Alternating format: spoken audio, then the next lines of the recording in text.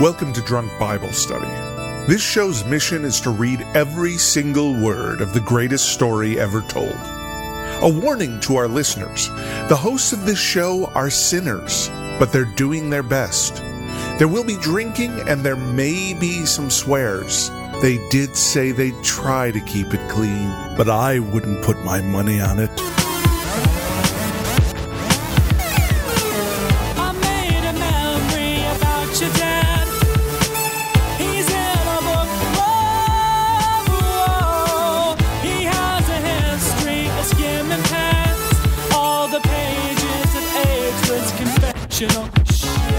I'm Emily, and this is Drunk Bible Study, where my good friends Dedeker and Jace teach me, a born and raised atheist, about the Bible.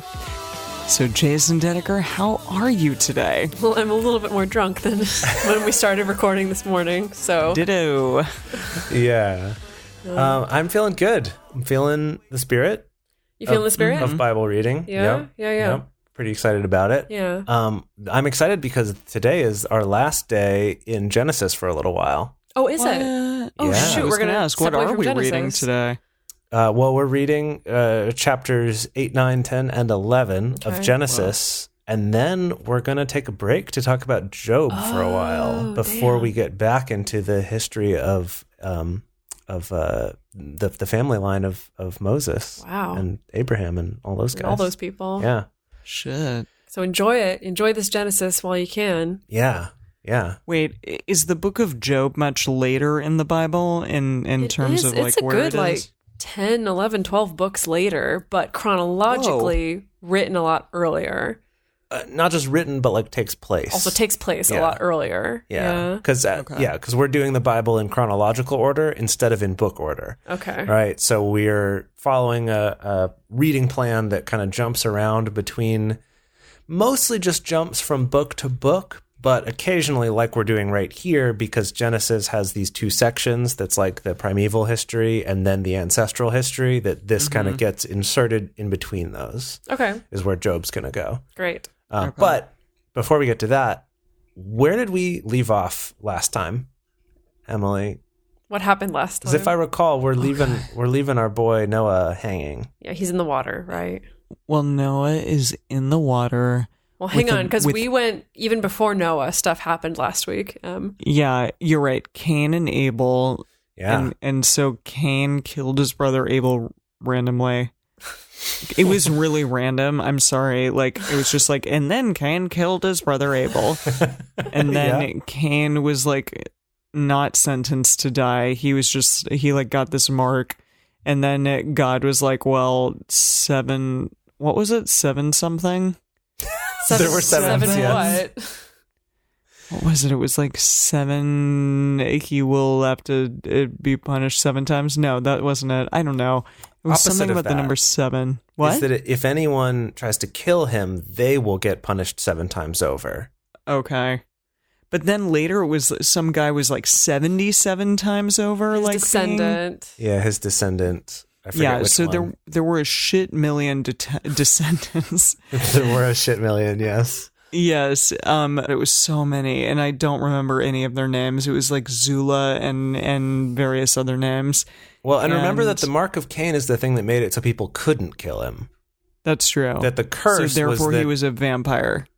Well, yes. So the curse was that he couldn't, like the ground wouldn't yield plants and stuff to him anymore, and that he would have to wander. He'd have to wander and build cities and... Yeah. But the mark of Cain was to keep him from dying, which is, I think, commonly misunderstood. People think the mark of Cain is the curse, but it's actually... I mean, I guess like you could call that a curse too, but... So, okay, Cain is a vampire and is not going to be killed. That's not canon, but... Yes, that's not part of the Bible. But Anne Rice made it so. Made it canon, yes. Yeah. And then Noah, who was like a much later descendant of Seth, who was Cain's later. Adam's. Yes. Because, okay, so he was technically Cain's brother. It's true. Yes, correct. His like little brother, 130-year younger brother. Yeah, so I guess not quite Cain's that long, but really little brother. Yeah. Ended up having Noah, and then Noah had a wife and a bunch of sons, and they had wives. Yep. And then God was like, y'all are the only good people on the earth, and so I'm going to kill everyone else. And I hate these animals that I made too, so I'm going to kill them, except for 2 of all the clean animals, and then 7 pairs of the clean 7 ones. pairs 14 of the clean ones. animals. And just 1 pair each of the unclean ones. Of the unclean ones, whatever that means. We'll get to it, don't worry. Oh, okay. And then those animals will be on the boat with you on this ark that I'm commanding you make. And he commanded it so specifically that it was like cubic feet and cubic... No, cubits. No, cubits. Not even cubic. Cubic forearms. It's cubic forearms. And those cubic forearms, Noah knew exactly what to do, and he did it. And then basically for 150 days... water crashed all over the earth, and everyone else died, and all the animals except for the 7 pairs and the other 1 pairs. Nailed and it. Yes. Very well done. The Noah babies. The Noah family and babies. Yeah, so it's funny actually that so it rained for 40 days and 40 nights. And I remember like my understanding of this story was that the whole thing lasted 40 days and 40 nights.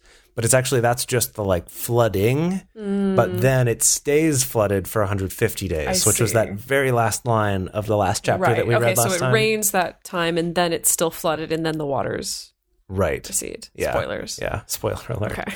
Well, we're about to get to that. So shall we get into that? Am I starting us off today? Start us off. You're doing this. Okay. Okay, Here we go. let's dive into it. Find out what happens to Noah and his family and the 7s and 2s. Okay, or the 14s and 2s? Anyway. All right, here we go. Genesis 8.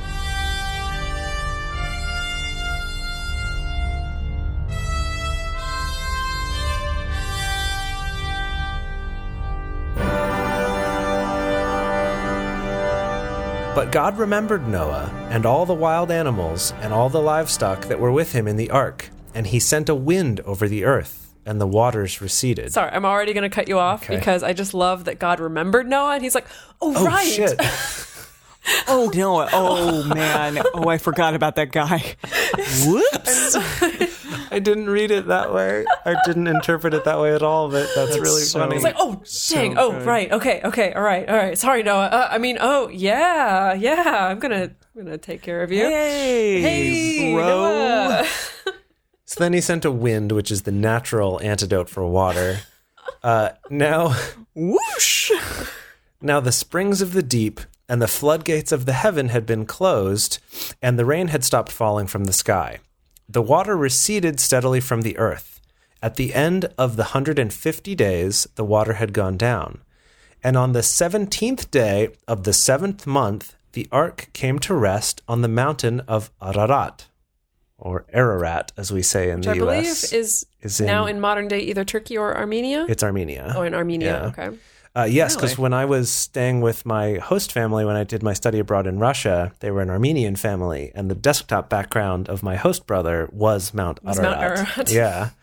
Wow, and that's cool. And I was like, "Oh, what's that?" And he was like, "It's Mount Ararat." Holy. And I was like, "What's that?" He's like, from the Bible. The Bible. And it's like, what? And he's like, it's, Noah's Ark. And we had to like go back and forth. I wasn't very good at Russian yet, but we had to go back and forth to explain what the Ark was. And then I was like, oh yeah, I know that. And he's like, this is the mountain where it landed. I was like, shit. So that will always stick with me. Wow. There it is. Wow. Okay. Yep. So we're on the mountains of Ararat, which I guess is a whole mountain range. Okay. I hope it's not like at the tip top and that it's like a really precarious moment. Hope not. You feel like that's the picture you get in the like picture books for kids, though. That's a picture I have in my head. Right? It's up on the tippy top of the mountain. Ooh, dear. Oh. Okay, we got to have one animal from this side of the boat and then one animal from this side of the boat. It's like a scene from National Lampoon. Yeah. Okay. The waters continued to recede until the 10th month. And on the first day of the 10th month, the tops of the mountains became visible. Okay, so the 17th day of the 7th month, it came to rest on that, but they didn't actually go down far enough to become visible until the first day of the 10th month. Okay. After 40 days, Noah opened a window he had made in the ark and sent out a raven, and it kept flying back and forth until the water had dried up from the earth. What? Then, I guess it went back and forth, to like Doing see if what? See if there was any land. if there was land. Yeah, keep reading. It's a little scout. Okay. Oh. Then he sent out a dove to see if the water had receded from the surface of the ground. But the dove could find nowhere to perch because there was water over all the surface of the earth. So it returned to Noah in the ark. He reached out his hand and took the dove and brought it back to himself in the ark. He just grabbed it right out of the air. Just like, Get over here. give me that dove. He waited 7 more days and again sent out the dove from the ark. When the dove returned to him in the evening, there in its beak was a freshly plucked olive leaf. Exclamation point. Exclamation I think that's the point. first exclamation point we've encountered in the think you're Bible right. so Yeah. far. It Wow. was a freshly plucked olive leaf. Yep. Then Noah knew that the water had receded from the earth. He waited 7 more days and sent the dove out again, but this time it did not return The to dove him. is like, screw this. Dove's like, I'm good now, bro. I'm not But- coming back. By the first day of the first month of Noah's 601st year, remember it started flooding in his 600th year, so we're now so it's been in his about next a year. Okay. Yeah. Okay. The water had dried up from the earth. Noah then removed the covering from the ark and saw that the surface of the ground was dry. The covering from the ark. Like the tarp. The tarp over the... I guess, yeah. Goodness. Okay. By the 27th day of the second month, the earth was completely dry. Then God said to Noah, "Come out of the ark, you and your wife and your sons and their wives. Bring out every kind of living creature that is with you, the birds, the animals, and all the creatures that move along the ground, so they can multiply on the earth and be fruitful and increase in number on it." So Noah came out together with his sons and his wives and his sons' wives, all the animals and all the creatures that move along the ground and all the birds, everything that moves on land came out of the ark, one kind after another. Then Noah built an altar to the Lord, and taking some of all the clean animals and clean birds, he sacrificed burnt offerings on it. That's Well, because those, yes, sad. because those were the only expendable ones, because he had multiple pairs of those. Right. So he's like, Right. whatever, I'm going to burn you on this altar. Yes. My question is this. When God tells this to Noah, is he in the air? Is it a booming voice? That's is it standing unclear. in midair? Unclear. Is he Unclear. yelling at him from Unclear. outside the ark? Open to interpretation. Yeah. Is it Noah! just a dream he had? We don't Yeah, know. was it a vision? I don't know. All we right. don't know. Just Just somehow the checking. Lord conveyed the message. Yeah. There Cool. are other times where the Lord appears more specifically and it's described to us, but in this case it's just, I don't know. He said it somehow. Yeah. Okay. The Lord smelled the pleasing aroma and said in his heart, barbecue. Ew, of burning He's like, flesh. tasty. So the Lord smelled the pleasing aroma and said in his heart, "Never again will I curse the ground because of humans, even though every inclination of the human heart is evil from childhood." Okay, Jace, please. Please. God's on your page here. God is I know on my you side. hate people. I know. Yeah. I know. And never again will I destroy all living creatures as I have done. As long as the earth endures, seed time and harvest, cold and heat, summer and winter, day and night will never cease. So that's the end of chapter 8. Cool. Okay, hang on. I thought that. Okay. Go on. I thought that there was a verse about how God put the rainbow in the sky. And That's coming up still. Oh, it is coming up? That's Is in the it? next chapter, I'm pretty sure. Okay, because I thought that was the now, but I guess not. I mean, I don't know. We'll get to it. Let's read ahead and find out. Okay, fine. Emily, this is your Oh. chapter.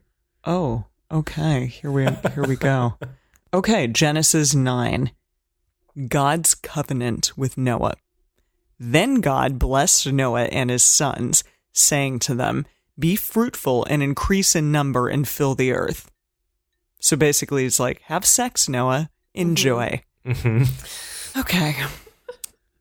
The fear and dread of you will fall on all the beasts of the earth, and on all the birds in the sky, on every creature that moves along the ground, and on all the fish in the sea. They are given into your hands. Everything that lives and moves about will be food for you. So Yes. This is the first time that God establishes like you're going to eat these animals, as opposed to like in earlier chapters in Genesis where he's just like you get all the plants, but now he's like you can eat all these animals. Ugh, yeah. But the wording's very similar to earlier in Genesis with Adam, where he was like, all these are like subjugated to you. Huh. So it's similar sort of thing, where like you get to command over all of these. Wow. Okay. Well, there we go. So, everything that lives and moves about will be food for you. Just as I gave you the green plants, I now give you everything. But I see. You must not eat meat that has its lifeblood still in it. Yeah, because ew. I'm just going to take a chomp out of that. How? I think that just means raw meat, maybe? I guess. Or that you haven't like bled it before you've I guess that would eaten it? make sense. I mean, it makes sense from like an ancient perspective of like, hey, we've learned that if we eat raw meat, we're likely to get sick.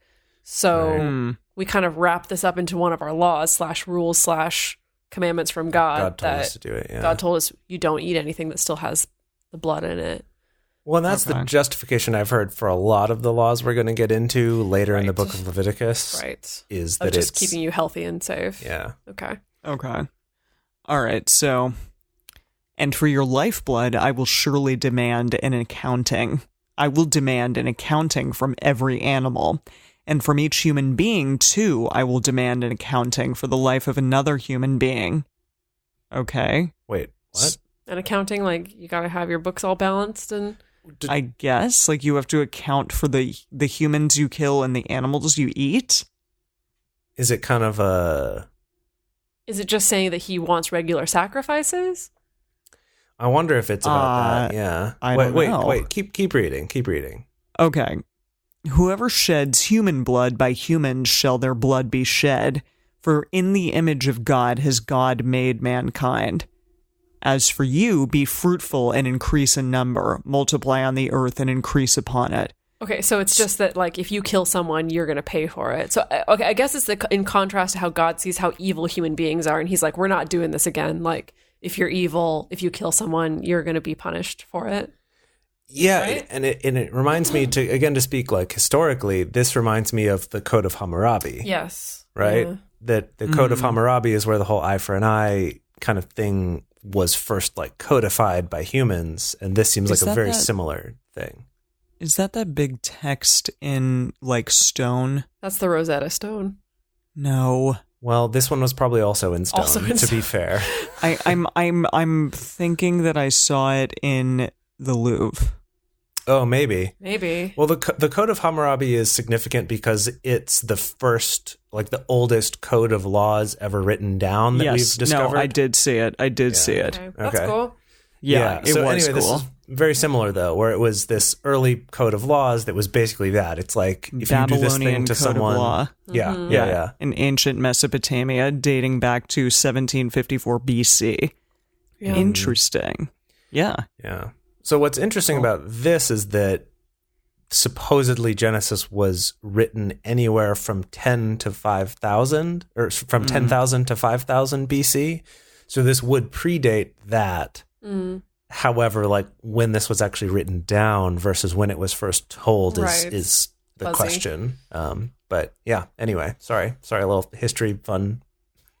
Well, and also they were like, be fruitful and increase in number. So it's interesting because I feel like people maybe look at this and are like, okay, I have to have kids because God said to Noah that, we need to be fruitful and increase in number. Mm-hmm. Yeah. Totally. Yeah. That's where a lot of that comes from. Yeah. Okay. So, then God said to Noah and to his sons with him, I now establish my covenant with you and with your descendants after you, and with every living creature that was with you, the birds, the livestock, and all the wild animals, all those that came out of the ark with you, every living creature on earth. Except the fish. Except the fish, you're right. Yeah. They already were living, but they're not on earth. They're like in the sea, I guess which is separate from the earth. Yeah. I establish my covenant with you. Never again will all life be destroyed by the waters of a flood. Never again will there be a flood to destroy the earth, except for #global warming. Well, but And God, so far that has not destroyed the earth yet. so far. I know. I'm just thinking of that movie with Jake Gyllenhaal that happened. What? He said The Day all After life. Tomorrow. Oh, okay. Yeah. The Day After Tomorrow. But he said never again will all life be destroyed. All right, fine. Okay. So Jake Gyllenhaal will be fine. Yeah. Yes. Yes. And God said, "This is the sign of the covenant I am making between me and you and every living creature with you, a covenant for all generations to come. I have set my rainbow in the clouds, and it will be the sign of the covenant between me and the earth." Okay. Keep going. Whenever I bring clouds over the earth and the rainbow appears in the clouds, I will remember my covenant between me and you and all living creatures of every kind. Never again will the waters become a flood to destroy all life. Whenever the rainbow appears in the clouds, I will see it and remember the everlasting covenant between God and all living creatures of every kind on the earth. Again, they said this like 17 different ways. He's really making sure you understand. Yeah. I mean, I guess it makes sense because like human beings need to hear the same thing like 5 different times in order to get it. We need But, repetition. I got it. Thanks, God. So God said to Noah, "This is the sign of the covenant I have established between me and all life on earth. Yes. The rainbow." Got it? Okay, 2 things. I love hearing about this and thinking about ancient peoples telling this story and kind of being like, hey, I know we have this story about everyone dying in a flood, but like kids, don't be afraid because look, there's a rainbow, so it's fine. God said it'd be every time it fine. rains, there's a rainbow, and that's how we know like he's not going to destroy the earth. Right. I mean, or so he said, but God is a vengeful God, and he could just like decide like, Well, the day that you the know rainbow what? Never disappears mind. is the day that we're going to know. That's right. Nobody has seen a rainbow in 75 years. Yeah. Yeah. And he's Know like, that the whenever floods are coming. the rainbow appears, I'll remember my covenant between Again, me. he's like, oh, right. Oh shit! Oh yeah! Oh Noah! Right. Oh, shit. I made that Right. covenant. Refraction of light. Oh, gosh, darn it. Oh, Okay. man. Yeah. So we're about to talk Okay. about the sons Yes. of Noah. Emily, it's about to get a tiny bit bonkers, but Mhm. Oh, okay. Yeah. Okay, here we go. Do it. do it. The sons of Noah who came out of the ark were Shem, Ham, and Japheth.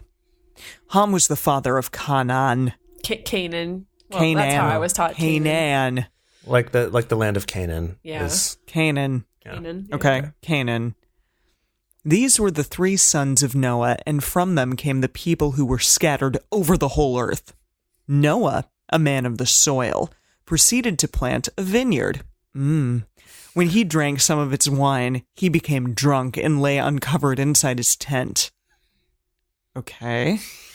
Ham, the father of Canaan, saw his father naked and told his 2 brothers outside. Oh, guys, dad's drunk inside that tent and he be Exactly. naked. and he's uncovered. Yes. Okay. But Shem and Japheth took a garment and laid it across their shoulders.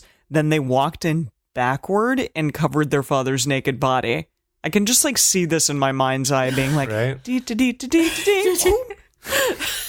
Like, okay. See them kind of planning it, like, okay, how are we going to pull this off, Shem? Yeah. I don't know, Japheth. Their faces were turned the other way so that they would not see their father naked.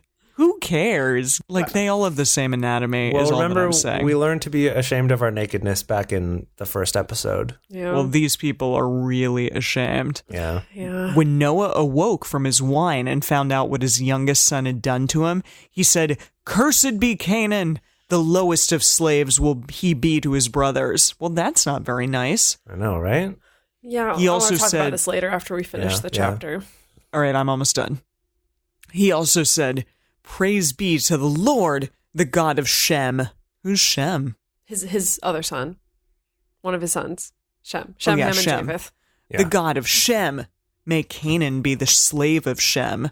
May God extend Japheth's territory. May Japheth live in the tents of Shem, and may Canaan be the slave of Japheth. Okay. after the flood, Noah lived 350 years. Noah lived a total of 950 years and then he died. Wow. Like, why does the Bible need to... Why do we care? I don't care how many years Noah lived. I mean, it's impressive that he lived 950 years. It's impressive that after the flood, he lived another 350 years. Again, Ancestry.com. So this is a thing. So this is a funny story on the surface of Ham walks in, sees his dad naked. He's like, whoa, you guys, dad's naked. And then kind of arbitrarily gets punished for happening to be the first guy to walk into the tent and accidentally see his right. He naked. Didn't know he was going to be naked in there. You know, I guess the punishment is that he saw his father naked and his first response was not, I need to cover my dad up. It's, I'm going to go tell my brothers. Yeah. I guess we could read that in. I guess that's the thing. That he was, like Emily said, hey guys. So, but here's the thing. Guess that what? he goes on to say, cursed be Canaan, the lowest of slaves will he be to his brothers. So this is kind of like a biblical justification for the Israelites, eventual Israelites, to, try to enslave the Canaanites, who were kind of another competing tribe. But there's another verse in the Bible, and I don't remember where it is, there's some translation that explains that the descendants of Ham were darker in complexion than the descendants of the other two sons.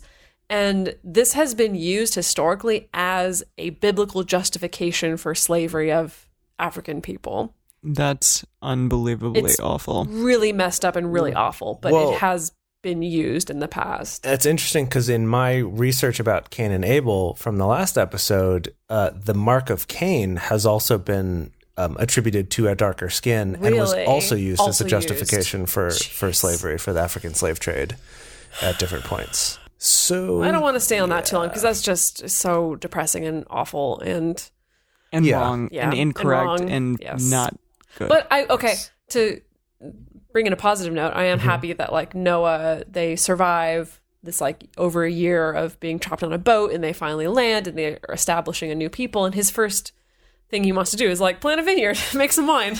Get drunk. Let's get drunk. Let's get drunk. Woo! And then he does. It is funny though, naked. Because the way the story's told, you think they land and then he goes and gets drunk. But it's no, he had to plant a whole vineyard. That's true. This was probably several years building up to He really had to have the vision in his head of at least 5 years from now, I would like to have a drink. Yeah, so let me plant some grapes. Yeah. Okay, Genesis 10. Is this me? Yeah, this is you.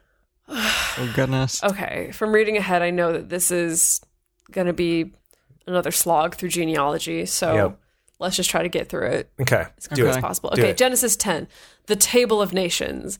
This is the account of Shem, Ham, and Japheth, Noah's sons, who themselves had sons after the flood.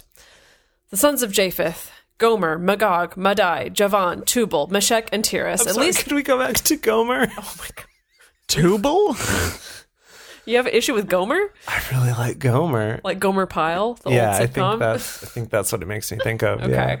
The sons of Gomer. It was a biblical name, okay? The sons of Gomer, Ashkenaz, Riphath, and Togarmah. The sons of Javan, Elishath, Tarshish, the Kittites, and the Rodanites. From these, the maritime peoples spread out into their territories by their clans within their nations, each with its own language. So it's kind of establishing this is how these different clans got started and who they're related to. Yes? Yeah, I mean, all of this, of course, is about where do our tribes come from? Who are we related to? Right. That's why this oral tradition and why this part of the Bible was kept around. Okay. And this why is anybody interesting. cares?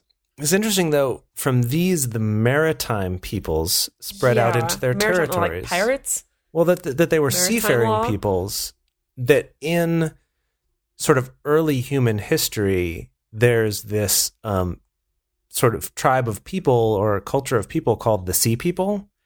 That's how they were referred to by the other clans that existed at the time. And there's this big event known as the invasion of the Sea People. Oh. I wonder if this is related to idea. that. Yeah. Sorry, this is, again, if you go to this is from my DNA ancestry stuff, and also from the History of English podcast. Oh. They talk about fascinating. this invasion of the Sea People.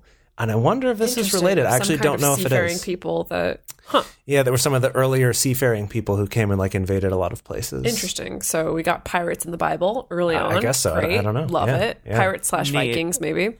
Okay. the Hamites, the sons of Ham, Cush, Egypt, Put, and Canaan. Nice. The sons of Cush, Seba, Havilah, Sabta, Rama, and Sabdika. The sons of Rama, Sheba, and Dedan. Cush was the father of Nimrod, who became a mighty warrior on the earth. Corn is no place for a mighty warrior. Corn chips are no place for a mighty warrior. Nimrod is... There's more about Nimrod if you want me to keep reading. Yeah, keep going, he was a mighty hunter before the Lord. That is why it is said, like Nimrod, a mighty hunter before the Lord, as we always Classic say. As we say. Classic saying. I've definitely heard that before. I'm definitely going to try to incorporate that more often. You know, like Nimrod, a mighty hunter before the Lord. Mm-hmm. What do you have to say about Nimrod? No, nothing. It's not important. It's about classical music. There's no big deal. You would. Okay. The first centers of his kingdom were Babylon, Uruk, Akkad, and Calneh in Shinar. From that land he went to Assyria, where he built Nineveh, Rehoboth-ir, Calah, and Resen, which is between Nineveh and Calah, which is the great city. Egypt was the father of the Ludites, Anamites, Lehabites, Naphtahites, Parvasites, Kaslahites, from whom the Philistines came, and Caphartites. Canaan was the father of Sidon, his firstborn, and of the Hittites, Jebusites, Amorites, Girgashites, Hivites, Archites, Sinites, Arvadites, Zemarites, and Hamathites. This is ridiculous. This is really ridiculous. Can I just point out, though, that Sidon, the father of Sidon, Canaan was the father of Sidon. That's a character from Legend of Zelda Breath of the Wild. Oh, what? Who's Sidon? Where? Sidon, he's the fish guy, right? Oh yeah, Sidon. I always said Sidon. Like Poseidon? It could be Sidon. from Sidon, but Shidon is how they say it in the Japanese version. Wow. But Sidon, it's spelled like this, Sidon. Interesting. You're right, and he is a very attractive fish. As far as fishes go, very attractive. Okay. He has lovely teeth. Yes, he does. Well, I'm going to move on past that. Later, going. the Canaanite clan scattered, and the borders of Canaan reached from Sidon, the attractive fish man, toward Gerar, as far as Gaza, and then toward Sodom, Gomorrah, which both of those places will show up later. And Sodom. They will show up later. Yeah. Admah and Zeboim, as far as Lasha. These are the sons of Ham by their clans and languages in their territories and nations. Okay, last chunk. Sons were also born to Shem, whose older brother was Japheth. Shem was the ancestor of the sons of Eber. The sons of Shem, Elam, Asher, Arphaxad, Lud, and Aram. The sons of Aram, Uz, Hul, Gether, and Meshech. Arphaxad was the father of Shelah. I feel like I'm speaking an alien language right now. It's difficult. And Shelah, the father of Eber. 2 sons were born to Eber. One was named Peleg. Peleg. Okay, hang on. One was named Peleg because in his time the earth was divided. Okay, there is something about this because I remember in Christian school being taught that like that verse, you know, because in his time the earth was divided, that's like biblical recognition of the separation of the continents. Okay. Of Pangea separating. Yeah, the one continent becoming several continents. Many. Yes. Interesting. I mean, cool. So anyway, there's good old Peleg. Peleg. Because in his time the earth was divided, his brother was named Joktan. Joktan was the father of Almadad, Sheleph, Hazmar, Mephith, Jereth, Hadaram, Uzal, Dikla, Obal, Abimal, Sheba, Ophir, Haholaj, and Jobab. Wow. All these were sons of Joktan. Good job. I really like Jobab. Yeah. I want to name a dog Jobab. The religion where they live, or the region where they live, stretched from Mesha towards Sephar in the eastern hill country. These are the sons of Shem by their clans and languages in their territories and nations. These are the clans of Noah's sons, according to their lines of descent within their nations. From these, the nations spread out over the earth after the flood. Done. We got through it. So, to go back to your question earlier, Em, that the idea is that all life everywhere descended from Noah, right? If you are going to believe that the flood actually happened and then everyone died, that then all the nations of the world spread out from these people. These people, yeah. Can I ask, did Noah only have sons? Because I'm pretty sure that these are all male names. Yes. Well, it was a patriarchal line where we only tracked lineage through men. Which is not a global phenomenon. There are plenty of cultures that have tracked lineage through the matriarchal line. But in this particular culture, it was the patriarchal line. Which is weird to me because, like, the men can probably have a lot of different lines. Well, that is the funny thing, is because we do get a lot of like, and this was his son, and he also had other sons and daughters, but like we only track this particular son. Well, and that's the birthright thing. Yes. That the firstborn son's the only one who really matters. That's how we keep So track therefore, of it. that's the one that's going to die. Well, in some stories. Spoiler alert. It's more that when the firstborn son dies, that's significant because he's the one who sort of matters like politically within this patriarchal way of passing on your lineage to the firstborn son. We see this with like royal families still today, right? Like the heir and the spare, apparently, is what they say. Yes, the heir and the spare. The heir and the spare. Second boy, as they call him. Call him the second Poor boy. Harry. Yeah. It's okay. He still got a lot of pomp and circumstance around his wedding. People still cared, obviously. No. Yeah, he's doing okay. He's doing okay. He's doing all right. Okay, are we ready to move on to the final chapter? Yes. I think we are. This is our final chapter of Genesis for a while. Yeah, let's So do it. let's really take it in. Let's do it. Okay. Really savor it. Mm-hmm. Yeah. This one is titled The Tower of Babel. Oh, I've heard of that. Or Yeah, Babel. what have you heard, Emily? Yeah, what do you know about it? I don't know. It's a tower. And it's named Babel. Did you ever see the movie with Brad Pitt? What? Brad Pitt made a movie about the Tower of Babel? I don't know if he made it, but he was in it. I mean, he was the in it. star. That's What was I it meant. called? Babel, or Babel, is how it was And pronounced. it was straight up about the Tower of Babel. I mean, I don't know. I No. didn't watch it. Jeez. No, I Once think I again, did see informed. that. Once again, It was all just these called movies that we Babel. haven't watched. No, all that I know is like it was a bunch of interconnecting stories, and they kind of all like merged into like this big, intense ending, and Yeah, it was I don't called know. Babel. Yeah. But it wasn't about the tower. It's not I don't about the think. Tower of Babel. In that particular story, though, it was pronounced Babel. I have heard the Tower of Babel pronounced Babel. I don't know which one's right. I grew up calling it Babel. I don't know. Anyway, okay. I have an issue right off the bat here. You ready for this, Emily? Yes. Now, the world had one language and a common speech. Lies. Just in the previous chapter, or maybe the chapter before that, they talked about, here it is, in Genesis 10. From these, the maritime peoples spread out into their territories by their clans within their nations, each with its own language. Oh. And the so very next contradicting chapter. itself, Bibble. So I don't know what's up with this. I'm curious. I mean, maybe people can leave us some comments or some tweets about some explanations for this Sure one. they will. This is interesting. Anyway, so the story goes, though, the Tower of Babel. Now the world had one language and a common speech. As people moved eastward, they found a plain near Shinar and settled there. They said to each other, "Come, let's make bricks and bake them thoroughly." Yummy bricks.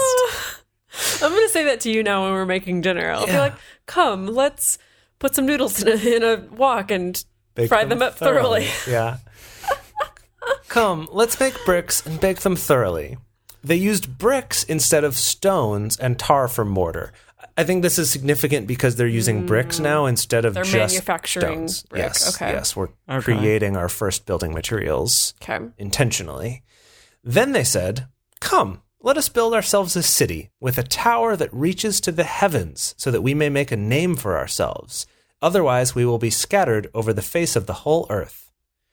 But the Lord came down to see the city and the tower the people were building. The Lord said, "If as one people speaking the same language they have begun to do this, then nothing they plan to do will be impossible for them. Come, let us go down and confuse their language so they will not understand each other." So the Lord scattered them from there all over the earth, and they stopped building the city. That is why it is called Babel, because there the Lord confused the language of the whole world. From there the Lord scattered them over the face of the whole earth.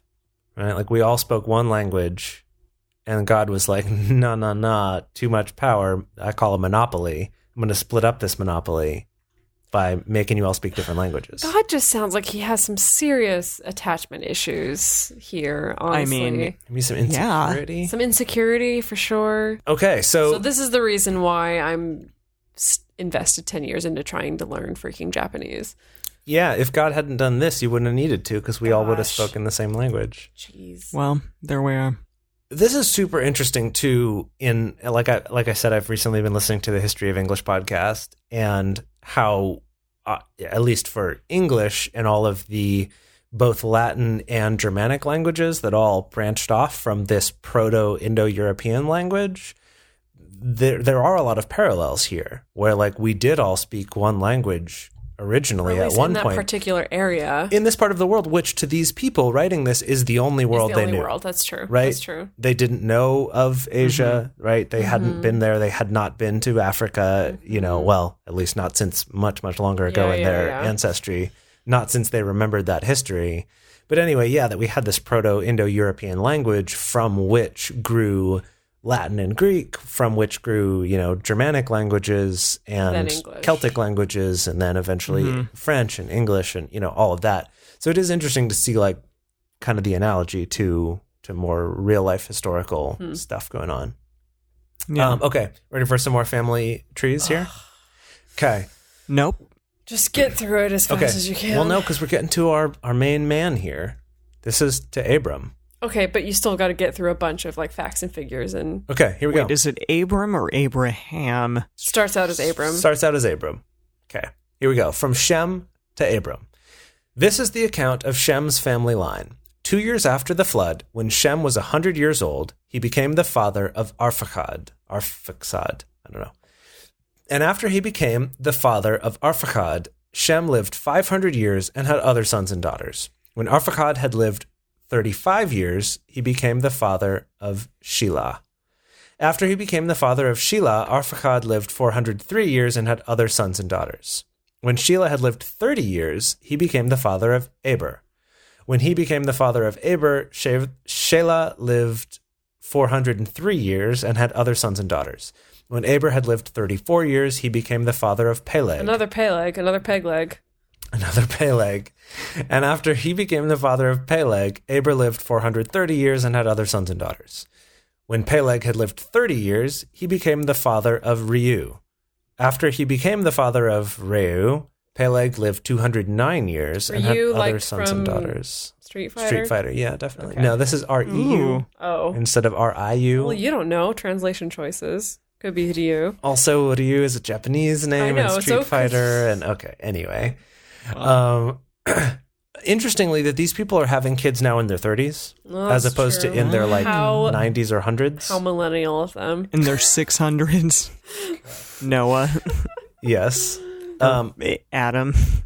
Right. And that they're living another 430 years. So our lifespans are coming down. But God, he said 120. He said 120 characters. And now, I know. He lied.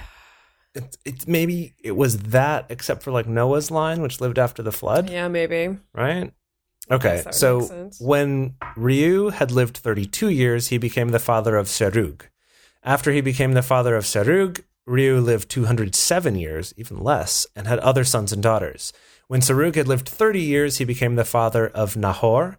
After he became the father of Nahor, Serug lived 200 years, even less, and had other sons and daughters. When Nahor had lived 29 years, he became the father of Terah. Young. And after 29. And after he became the father of Terah, Nahor lived 119. Wow, really short. 119 years and had other sons and daughters. After Terah had lived 70 years, he became the father of Abram, Nahor, and Haran. So we care about Abram. Abram's important. Also interesting that he didn't have him till 70, whereas everyone else was having their kids around 30. Okay, all right. They were Abram's... yo, Terah, why aren't you having your kid yet? Yeah, come on. And he's like, because I can't. Yeah, I can't be tied down. What? Okay, and then Abram's family. This is the account of Terah's family line. Terah became the father of Abram, Nahor, and Haran. And Haran became the father of Lot. What? Keep track of that name. Lot. Well, Lot's going to come up later. Lot comes back later. Pay attention to Lot. So he was the son of Haran, who was the son of Abram. No, the brother of Abram. Oh, sorry, the brother of Abram. Lot is Abram's cousin. Nephew. Good one. Good job, guys. Okay. And while his father Terah was still alive, Haran died in Ur of the Chaldeans in the land of his birth. Abram and Nahor both married. The name of Abram's wife was Sarai, and the name of Nahor's wife was Milcah, I think. She was the daughter of Haran. Hang on. Wait, Okay, hang on. Wait. So, this is confusing. Hang on. Nahor married his niece. Ew. Wait, okay. Yeah. Wait, so while Terah was still alive, was the daughter of Haran. The name of Abram's wife was Sarai, and the name of Nahor's wife was Milcah, who was the daughter of Haran. So yes, his aunt, right? Wait, no. Hang on. Oh, I'm sorry, his niece. Yes. His niece. Yes. Yes, his brother's daughter. Yes. He married his niece. Okay. She was the daughter of Haran, who was the father of both Milcah and Iscah. Now, Sarai was childless because she was not able to conceive. This is Abram's wife. Terah took his son Abram, his grandson Lot, son of Haran, and his daughter-in-law, Sarai. Just give me a break. And his daughter-in-law, Sarai, the wife of his son Abram, and together they set out from Ur of the Chaldeans to go to Canaan. But when they came to Haran, they settled there. Terah lived 205 years, and he died in Haran. It's confusing that you named your child Haran and you're settling in a land named Haran. Yeah. Just saying. That is confusing. That's Perhaps very confusing. Writers of the Bible, settled why would there. you not come up with a different name? Oh, but it is different. It's 2 R's instead of 1 Yeah, R. the Haran. town is Haran, Haran. with a long R, 2 R's, and the dude's name is Haran. Okay. Interesting. Haran. Well, we've ended on a lot of And that's the end. genealogy again. Wow, I mean, Okay. scintillating. But this is, so we've established some important people. So I just Yes. want to bring Okay. our attention to Lot, the fact Okay. that he is a nephew of Abram. That's important. He'll come up later. Okay. Who else? Anyone else important? Well, Abram. Abram. Well, Abram, obviously. Abram and Sarai come back Abraham. later. Yes. Yeah, we'll get to that. We'll get to the name change later. But Okay. Abram and Sarai are going to come back, as well as Lot. I think Okay. that's it of the people who are going to come back, right? All right. Okay. Boy, Okay. all right. So what have we learned hang on. today? Okay, hang on. So we established Abram and Sarai, but next week we're jumping to the book of Job. Yes. We're not pursuing the story of Abram yet. Yes, exactly. Wow, okay. Yeah, because chronologically, apparently, and maybe we'll figure this out as we go, Uh-huh. but chronologically, the story of Job would happen before this the story of Abram. the Right. continuing story of Abram. Wow. Yeah. Abraham. Abraham. But I think yeah. there's things to take comfort in, right? What do we take What? comfort in exactly? What? Well, rainbows. Rainbow. I don't know. I don't know. Rainbows? Yeah, that we're not all going to die in a flood because of rainbows. So that's good. Okay. It's in a book. A reading It's a rainbow. rainbow. Interestingly, actually, like prior to maybe the 90s or even the later 90s, rainbows were actually a very common theme in Christian like pop culture stuff and like Christian until the gay things. community kind of co-opted co-opted it, yeah. co-opted the rainbow. Yeah. So it's interesting actually that if you look back to kind of earlier stuff like from when we were kids, that's like Right. Christian stuff is like rainbow themed. I do remember that, and I do remember listening to some certain Christian authorities expressing some unhappiness, consternation. about the fact that the gay community had taken the rainbow as a their as a symbol. Yeah. Well, everyone can just calm down. Yes. I mean, that's the ultimate takeaway, right? Is Yeah. everyone can just calm down, but Yeah. Yes. yeah. Well, Yes. Well, all right. there so we next are. week is the first couple chapters of Job. Yeah, we're going to Right? get into Job, and we're going to spend a little while in Job. So we read like the entire book of Job. You're right? going to go through the whole book of Okay. Job. Hey, Drunk Bible Study listeners, this is Dedeker from the future. Yes, I'm speaking from about, 10 episodes in the future, I suppose. Whoa. Just to let you know that we are stopping Genesis for now, moving on to the book of Job, continuing with our chronological reading plan. However, if you hate that idea, if you do not want to listen to the book of Job right now and you want to keep on trucking with Genesis, you can totally do that. So what you're going to do is you're going to skip ahead to episode 16 to pick up in Genesis where we left off. Do it now. That was the time travel sound Okay, of her great. beaming back out. Awesome. So There was a play about Job. All I know Probably. is that, there's a play, and I forget what it's called, but we used to in high school do a bunch of scenes from it. And all I know is that, like, at one point, all of the, high schoolers poorly would act out and say, "I renounce you, God." And that was basically what happened. I don't remember that, but Em, if you can do some research on what play that was, maybe we can talk about it next week. I can find it. I'm sure I can find it. Yeah, we should talk about it. Because we're going to be talking about Job for a while. We're going through the whole book, and it's going to be an exciting story. Alrighty. Okay.